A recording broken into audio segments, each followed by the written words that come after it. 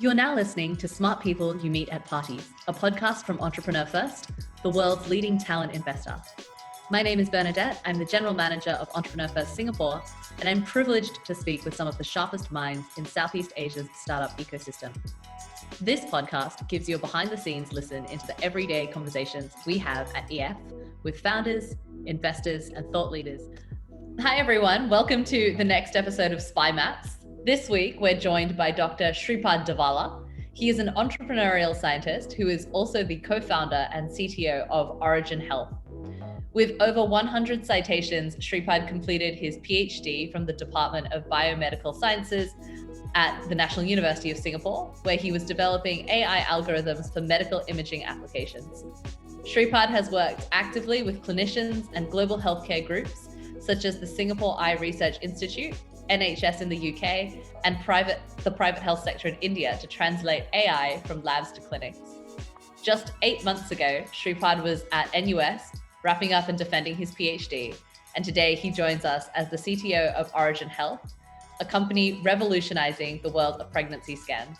It's great to speak with you today, Sripad, and I'd love to kind of walk that trip down memory lane into your first founding journey together. Thanks so much for joining us. Thank you so much for the warm introduction, Bernie. Happy to be here.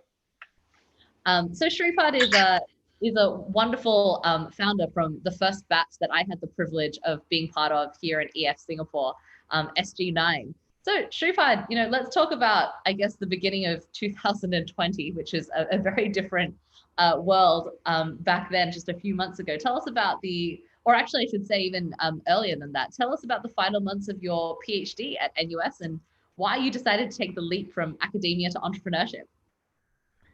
Well, so actually the question is the other way around. So I decided to take the leap into entrepreneurship from academia, and that's how I came to the end of my PhD. So I remember clearly it was around the second year of my PhD. We were having a cup of coffee outside this deli called as Dilly's. And on my LinkedIn, I see a lot of videos from EF Demo Day. And there was a batch of CMOD and a few other companies.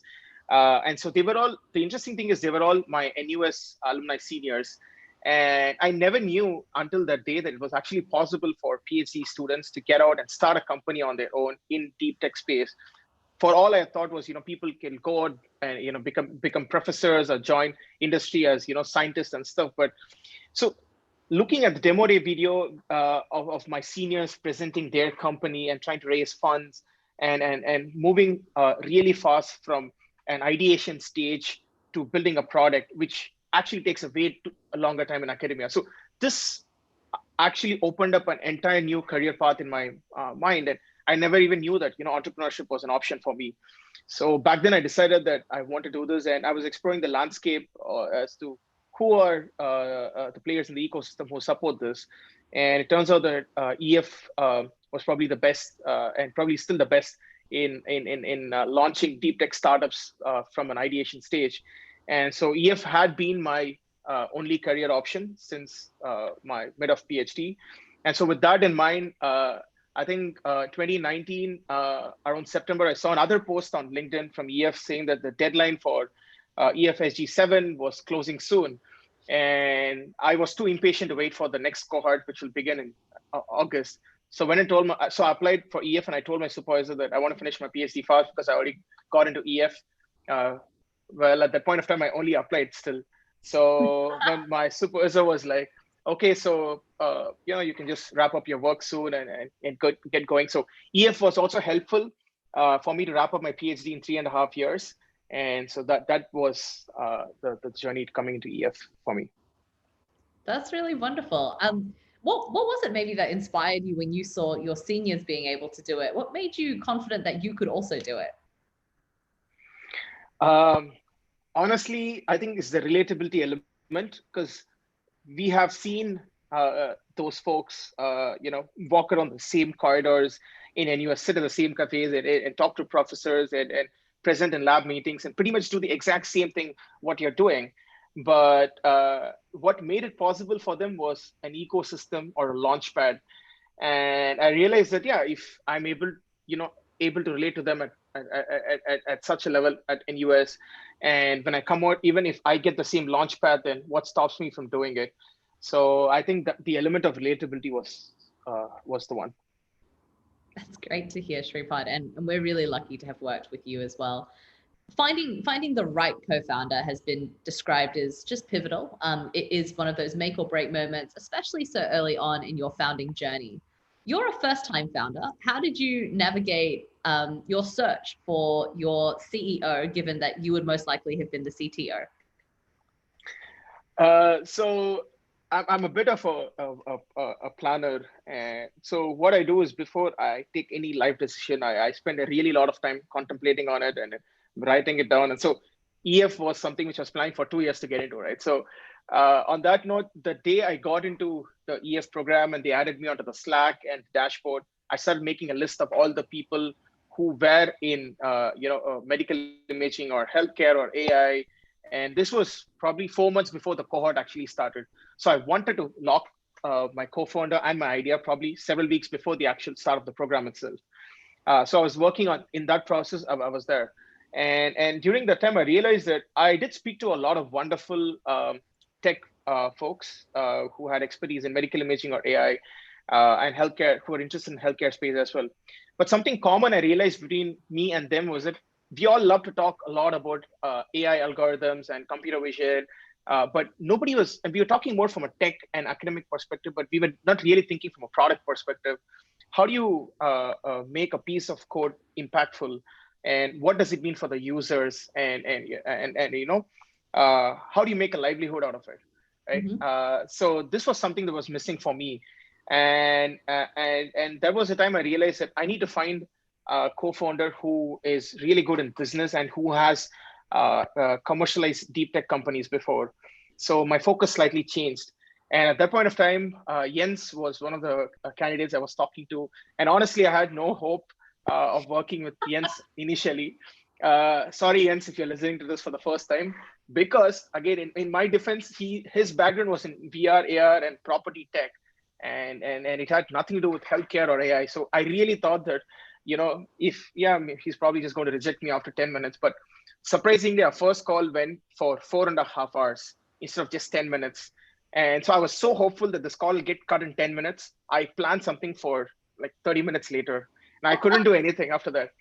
And somehow we really clicked in. And what I liked about my co-founder was the moment as a tech guy, I came with an idea, one-liner. He started to think from a product perspective, what it means for the users, what it means for the providers, what it means for the company, and why do we need component A, B, C, and so on. So we got the discussion started, and probably the next day we decided to meet quickly and catch up for like 15-20 minutes, and that went on for 6 hours. And so that's when I realized, okay, cool. So I think this is somebody I'd like to work with, and so that's how we started. I will say, to Jens's credit, he's an extremely talented person that it sounds like you wrote off a bit early. And it's really wonderful to see what OriginHealth has become under both of your leadership. Were there any moments or practices that really cemented you working together as a team? I know you were one of the first teams that formed in our 7th cohort. You were a very strong team right from the beginning, and it seemed like the relationship was very natural and very easy for both of you. But I'd love to hear a little bit more maybe about the storming. What cemented that kind of dynamic you have? So yeah, after we finished our initial few meetings, right, and Jens gave pretty much a soft commit that let's try this out and see. So I'm thankful to him that he gave me a benefit of doubt to actually work with him. And so he went back to China, and I was in Singapore. It was in December before the COVID started and stuff. So we started doing remote working even before it became cool. And so we spent 1 month, assuming that we were actually building this company, and did the entire groundwork for OriginHealth in the entire month of December to Jan. So we wanted to use this 1 month as an opportunity to identify the cracks in our relationship, in the idea what we are working on, in our business model, and to understand each other better, basically the working relationship style. So we worked together for 1 month, and then he came back, and we did have really tough conversations on stress testing the relationship all the way to like what are your food habits? When do you get angry? What drives you? What is the value you see in this company and so on. So Jens came back to me with 109 questions, and he Wow. asked every single one of them to get to know me. So these are the most difficult questions. So the point why this is important is that even before we fully committed to each other that this is what we're going to do, we did put our idea and our co-founder relationship into a extreme stress test, and a working test as well. And then we're like, yeah, and probably this is the guy, this is the idea, and this is the guy I want to work with. So because we had that already cemented, no matter what hiccups we had once the program started and we were actually building the product, we always went back to where we started. So I think that's the foundation for our company and for our co-founder relationship. It's definitely always really fun to see both of you together. I think it's always such a real and sincere bond that you have. I mean, what's your advice for people who are first-time founders like you are, Sripad? Would you recommend that they go through these same 109 questions? Was there a way that you wish you had shortcut it? How do you build that relationship fundamentally with a stranger? So I think it's important that EF actually does a great job at this. Quoting EF's principles is EF celebrates breakups, which is great because the sooner you break up and you realize you move on fast with another idea, with another co-founder, and you ensure that you don't get lost in a rabbit hole. So one advice, again based on what I learned at EF, also would be is to ask the difficult questions first. Stress test your relationship at the maximum, because initially you're just brainstorming and everybody wants to change the world, and so everything is nice and rosy. You never really get to see the true colors of the other person. So stress test your relationship to the maximum. This can be even doing a tiny pilot project, and if things don't work for some reason, then break up as soon as possible to move on to the next one. So because the time is limited and you have to respect your time and the other person's time as well, most importantly. So, and in this process, the most important thing is be true and committal to the person or to the idea you're working at that point of time. Whether or not that clicks, that's a different thing, but work with the intention that this is the one that's going to click. So you need to give your full list. So I think this would be this was my learnings at EF. That's great. Can you tell me a little bit more about what you and Jens specifically worked on in that month where you were remote from each other, and how you stress tested it? Because I think you're right. Like, there's nothing like seeing how someone works to understand whether this is the right person to co-found with, and that it's really hard to simulate that. So I think so Jens was not from a tech background. He was an investment banker by training, and he had led Sequoia-backed startups and commercialized deep tech, but he was never an engineer per se, and specifically in the healthcare space. And likewise, I had never sold a single thing in my life, and never raised funds also before. So we had this huge knowledge gap, and we spent that 1 month trying to make each other understand about the other person's domain. So Jens spent a huge amount of time trying to read through hundreds of clinical papers and tech papers to understand my work, the state of the art in fetal medicine, and why exactly is this a problem. So he spent that time in that, and I was trying to understand about how building startups, fundraising, what does it mean to have a financial model, and how do you project. So what I had was an idea and few lines of code, but what does it mean as a product? So I was trying to work more on that aspect as well. So during this time, so these are the broad areas we are working on, but more specifically, we went to the details of which part of pregnancy are we going to attack? What are the tools are we going to offer? And for this to happen, what is a team we need? And for this team, what is the resources and money we need? Do we have the time?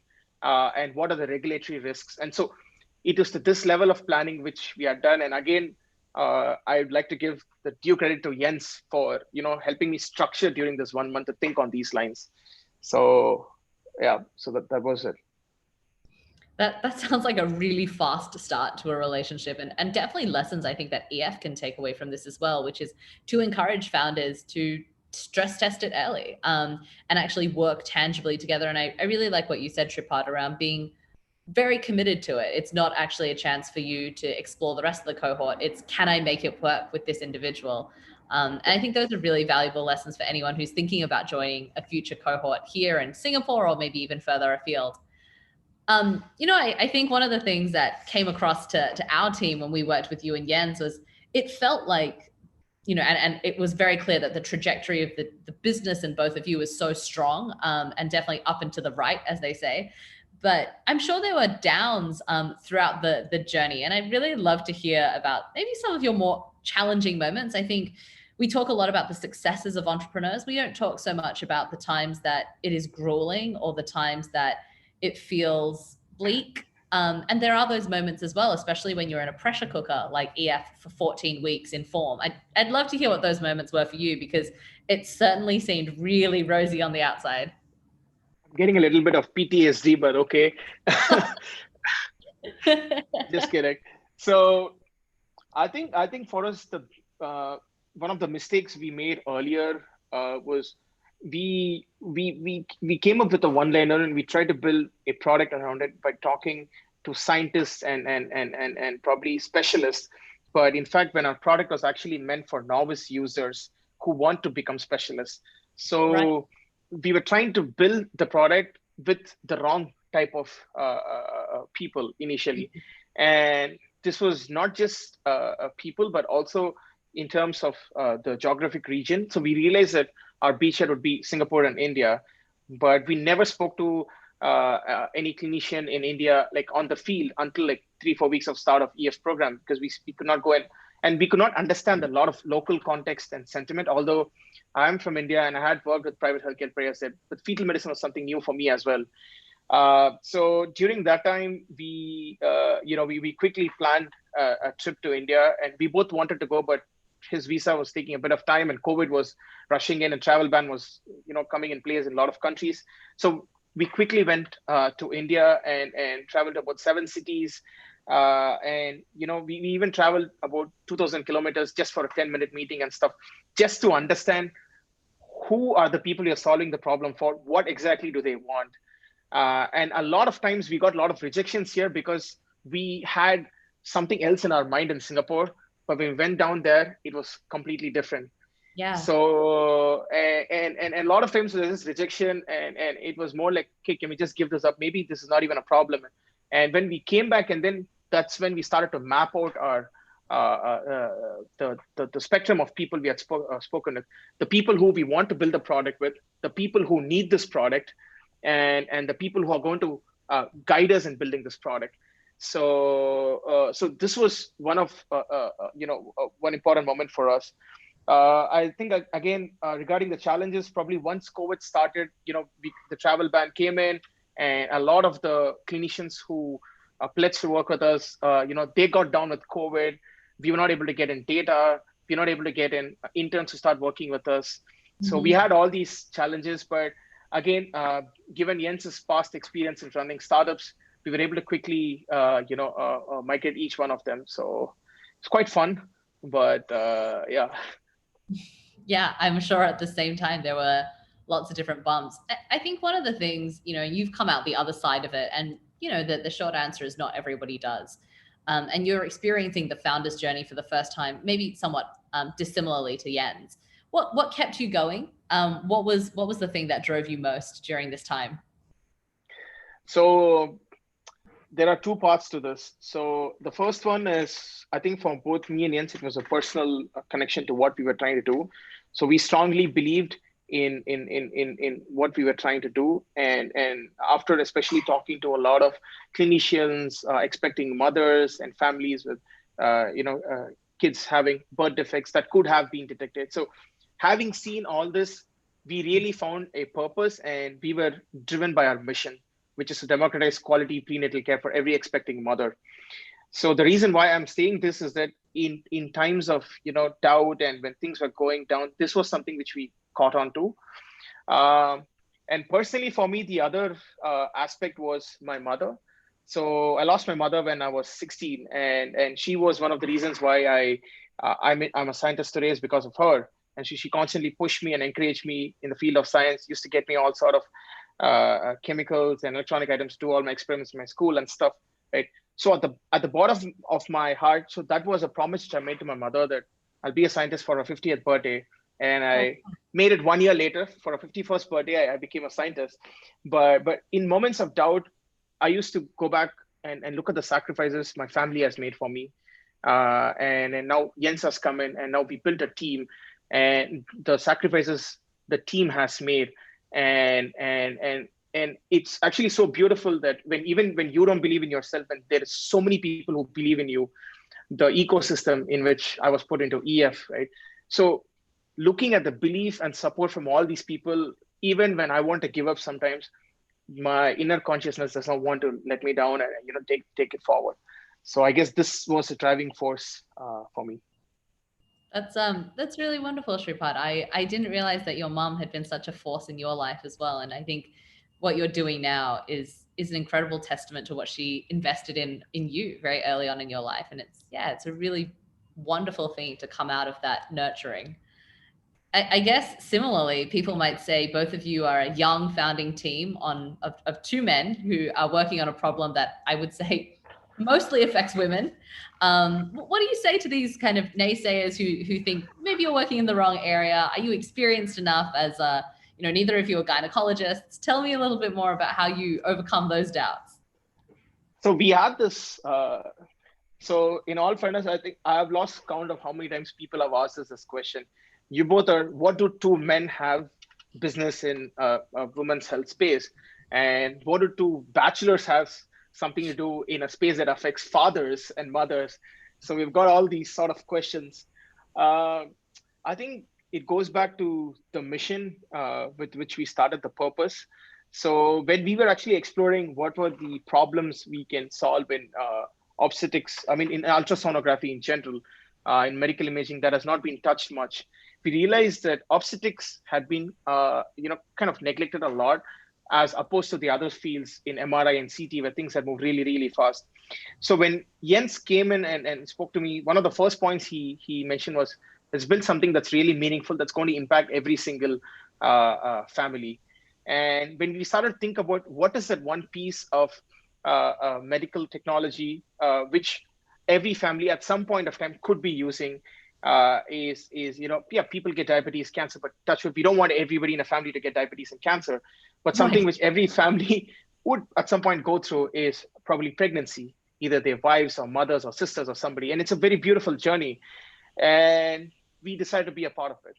So that was the vision and mission with which we started. And so in moments of doubt, we go back to why we started this, and that keeps us going.